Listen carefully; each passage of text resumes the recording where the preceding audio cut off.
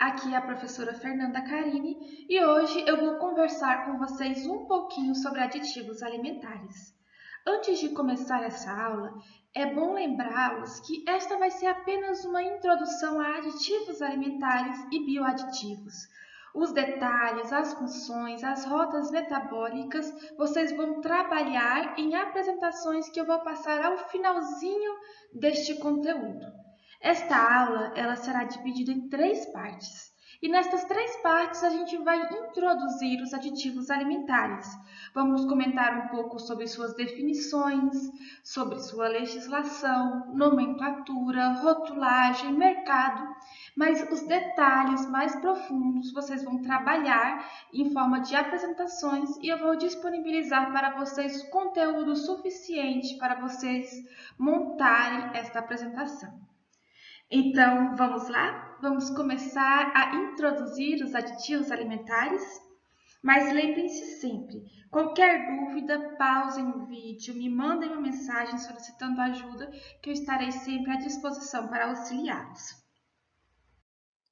Mas o que são aditivos alimentares? O que define este termo?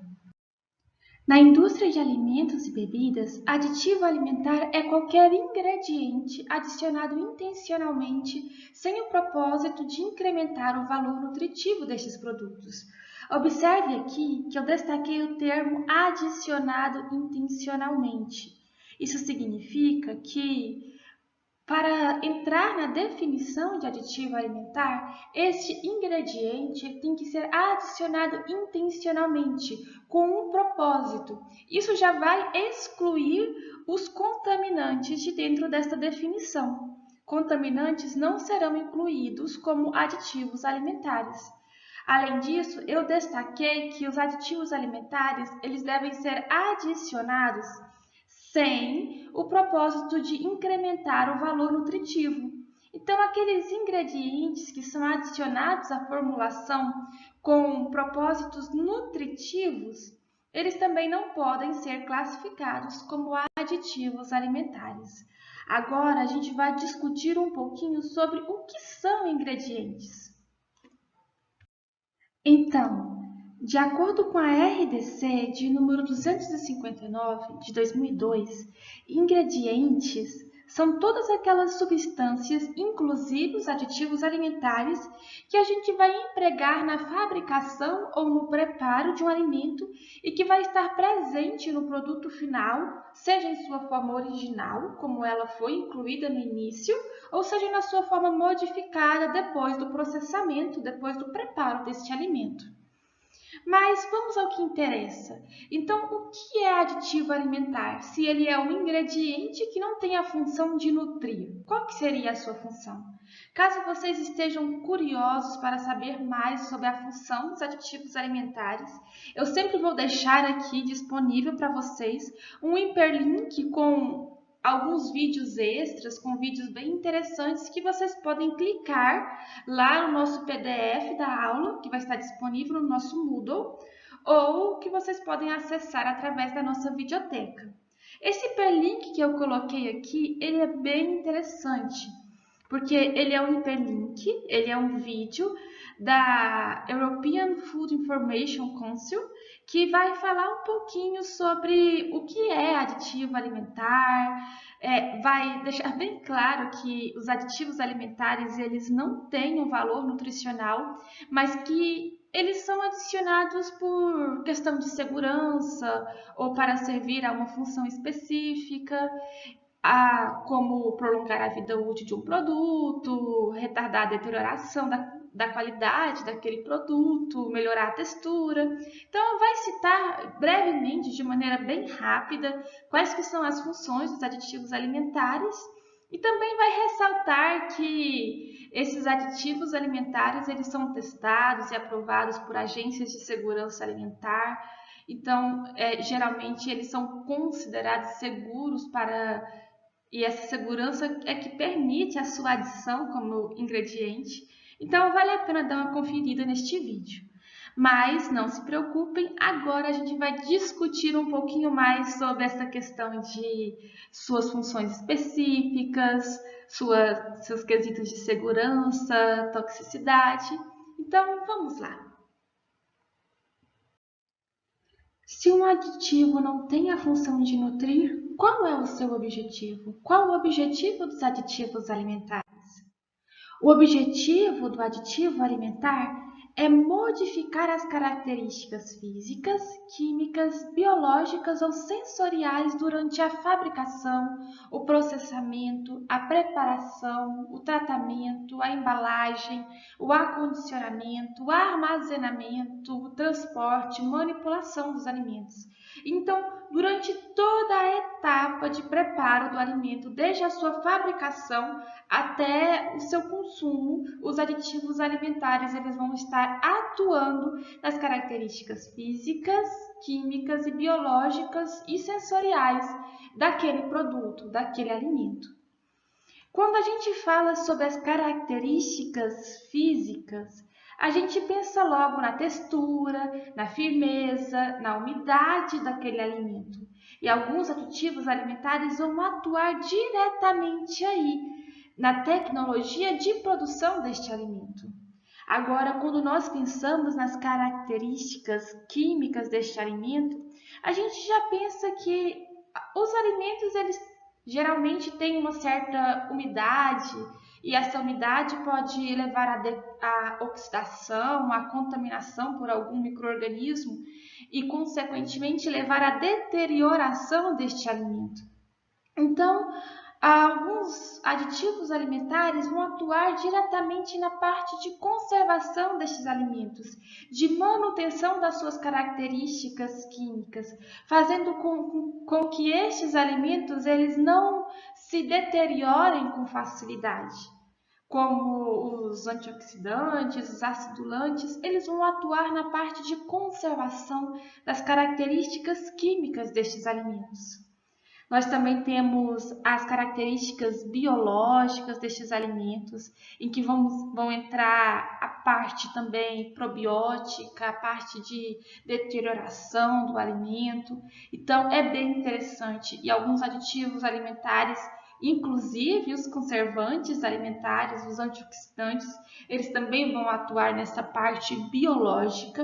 E também temos as características sensoriais dos alimentos, que quando nós falamos sobre características sensoriais, a gente já pensa em sabor, cor, odor, aroma dos alimentos, e os aditivos alimentares podem atuar justamente aí como corantes, como edulcorantes, como aromatizantes, estabilizantes de cor, vão atuar nas características organolépticas deste alimento, nas características sensoriais.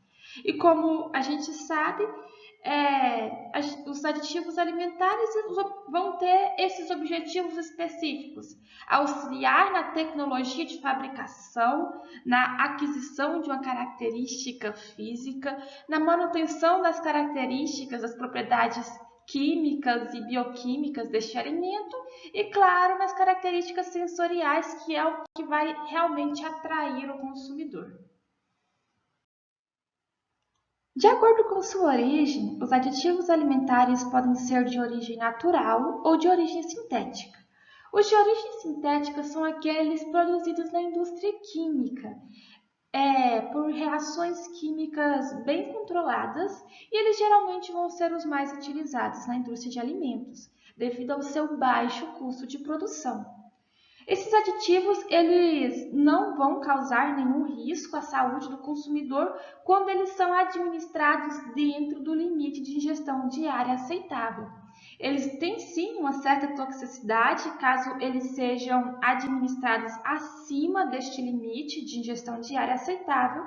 Pode causar alguns efeitos adversos ao consumidor, que a gente vai comentar posteriormente na aula 3, mas eles sempre vão ser inseridos na formulação daquele alimento em uma dose muito baixa, uma dose abaixo da ingestão diária aceitável.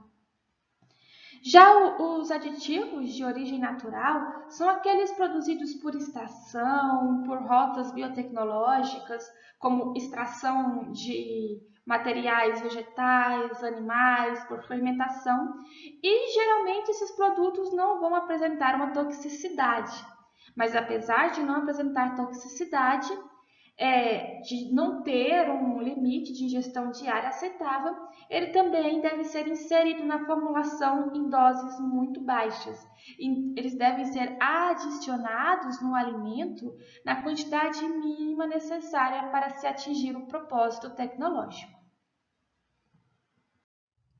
Agora que nós já definimos os aditivos alimentares, vamos conversar um pouquinho sobre o seu histórico.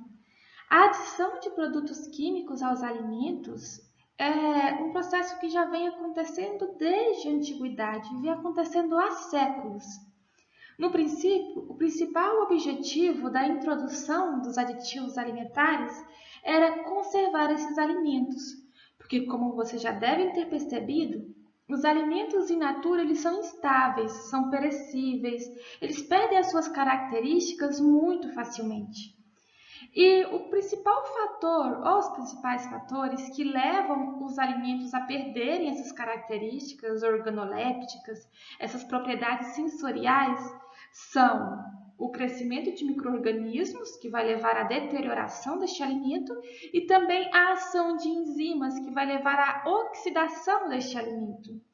E os conservantes alimentares, eles vão lidar justamente com esses dois fatores, porque antigamente não havia a possibilidade de fazer a refrigeração artificial, a refrigeração forçada para conservar esses alimentos. Eram necessários adicionar produtos químicos, claro que empiricamente eles não sabiam quais que eram as propriedades desses produtos, mas eles tinham a possibilidade de adicionar esses produtos químicos para impedir, para retardar o máximo possível a deterioração deste alimento. Antes de começar a citar aplicações históricas dos aditivos alimentares, eu sempre gosto de deixar em destaque a geleia e a carne seca. Na geleia é adicionado muito açúcar a frutas para a sua produção, e na produção da carne seca é adicionado sal. O sal e o açúcar, eles têm a propriedade de reter a água que os micro-organismos vão precisar para o seu crescimento. E além disso, na verdade, eles vão também desidratar as células destes micro-organismos, nas quais eles entram em contato. Desta forma, eles vão destruir esses micro-organismos por desidratação. Neste caso, o sal e o açúcar, eles vão ter uma estratégia antimicrobiana. Eles vão atuar destruindo estes micro-organismos. Aqui eu não coloco o açúcar como aditivo alimentar por causa do seu efeito calórico, da sua propriedade de nutrir, mas ele é um excelente exemplo de conservante de alimentos. É claro que a gente não pode consumir muito açúcar, consumir muita carne seca, porque o excesso de açúcar ou sal vai aumentar o risco de doenças cardíacas, diabetes, hipertensão. Então, é sempre bom vocês utilizarem os conservantes ou os aditivos alimentares em geral com muita moderação. Um exemplo também muito interessante de aditivo alimentar é a defumação, porque os compostos aromáticos que estão presentes na fumaça da madeira, eles têm propriedades antioxidantes.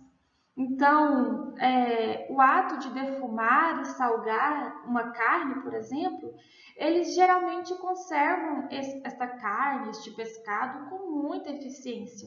É uma maneira muito eficiente de você preservar sem a necessidade de utilizar a refrigeração. E um outro ponto também muito interessante é a adição de ácido, acidificar o alimento. Porque a acidificação vai causar a inibição de enzimas e também vai causar a inibição dos micro-organismos, que acontece pelo mesmo mecanismo. Vai inibir as enzimas que os micro-organismos precisam utilizar para a sua sobrevivência. Vai inibir algumas reações enzimáticas importantes do metabolismo microbiano. Então, o ato de acidificar o alimento também é uma solução muito interessante para evitar a oxidação e para evitar a deterioração por crescimento microbiano. E por milhares de anos as pessoas utilizavam bactérias que produziam ácido lático para conservar os alimentos. Uns exemplos muito interessantes são a produção de leite e vegetais que são produzidos por fermentação ácido lática, como o iogurte, o quinche, o chucrute, que são exemplos de uso de bactérias ácido-láticas para a conservação de alimentos. E um ponto muito interessante também é que as bactérias elas vão povoar, depois de ingerido o alimento, claro, vão povoar o trato digestivo, o gastrointestinal, e vão atuar como probióticos, que é um ponto muito interessante. E também a fermentação alcoólica ela vai auxiliar a conservar os alimentos, também inibindo o crescimento de alguns micro-organismos. Então, a aplicação de ácidos, de compostos aromáticos, vem sendo utilizada desde o início da história. Claro que essa aplicação era realizada de maneira empírica. Eles não sabiam as propriedades químicas dessas moléculas e como elas atuavam para conservar os alimentos, mas elas tinham uma garantia de conservação destes alimentos. Então, avançando um pouco na nossa história, vale a pena mencionar a Revolução Industrial, em que teve um melhor entendimento sobre a indústria de alimentos, em que a indústria química começou a contribuir mais com a produção dos alimentos. Durante a Revolução Industrial, teve um grande crescimento urbano, que foi desencadeado pelo processo de industrialização. Teve o êxodo rural, em que a população ela foi para a cidade interessada nesse processo de industrialização. A rotina das pessoas mudou completamente e, devido a isso, a qualidade, as características dos alimentos também teve que se adaptar. Além disso, começaram também a ter uma comercialização, uma globalização, uma comercialização para outras cidades. Antigamente, os alimentos eram produzidos localmente e consumidos localmente. Agora, eles eram produzidos em um local e poderiam ser consumidos em um outro local mais distante. Com isso, também aumentou a necessidade de preservar esses alimentos por mais tempo, para que eles não perecessem, para que eles não degradassem durante o transporte. Então, com a contribuição da indústria química, foi permitido fornecer uma variedade de compostos químicos que seriam utilizados para a preservação dos alimentos, para a manutenção da sua cor, para a manutenção do seu sabor, da sua textura. Então, para conseguir fornecer esse alimento para o mercado e também para conseguir abocanhar esses novos consumidores que estavam com vontade de ter os alimentos instantâneos, alimentos que durassem por mais tempo. Então, a Revolução Industrial foi um ponto muito crucial nesta parte de aditivos alimentares. No início dos anos 1900, o Dr. Harvey Wiley, que era químico do Departamento de Agricultura norte-americano, ele formou um grupo apelidado de Poison Squad, cujo objetivo foi estabelecer se alguns compostos que eram utilizados como aditivos alimentares, eles também eram prejudiciais à saúde. O documento produzido pelo grupo citava que eram proibidas a fabricação, o transporte e o comércio interestadual de alimentos adulterados ou mal rotulados. Então, esse grupo ele colocou muito a questão da rotulagem dos alimentos, que era necessário citar todos aqueles aditivos alimentares, todos os ingredientes que eram utilizados para a formulação, para a fabricação de um determinado produto. A gente vai discutir mais sobre a importância da rotulagem na nossa próxima aula, mas aqui é bom já deixar claro que já no início de 1900, a rotulagem e a preocupação com a toxicidade dos aditivos alimentares já estava em evidência. Com o desenvolvimento da tecnologia e o crescimento da demanda da população, a produção de aditivos utilizados em alimentos aumentou significativamente a partir dos anos 50. Na década de 60, mais de 2.500 diferentes compostos químicos já eram utilizados nos alimentos. E em 1962, com o objetivo de desenvolver padrões para alimentos em caráter internacional, foi criada a Comissão do Código Alimentar, o Codex Alimentarius Commission, que a gente vai discutir mais na próxima aula.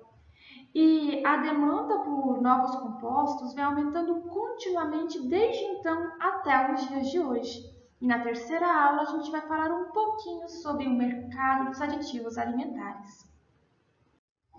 E para não estender muito a nossa videoaula, nós vamos pausar o vídeo por aqui e, como eu já comentei com vocês, na próxima aula nós vamos aprender um pouco mais sobre a legislação envolvida nos aditivos alimentares e também sobre a sua nomenclatura e rotulagem. Eu aguardo vocês lá. Qualquer dúvida, podem me mandar mensagem. Muito obrigada pela atenção até aqui.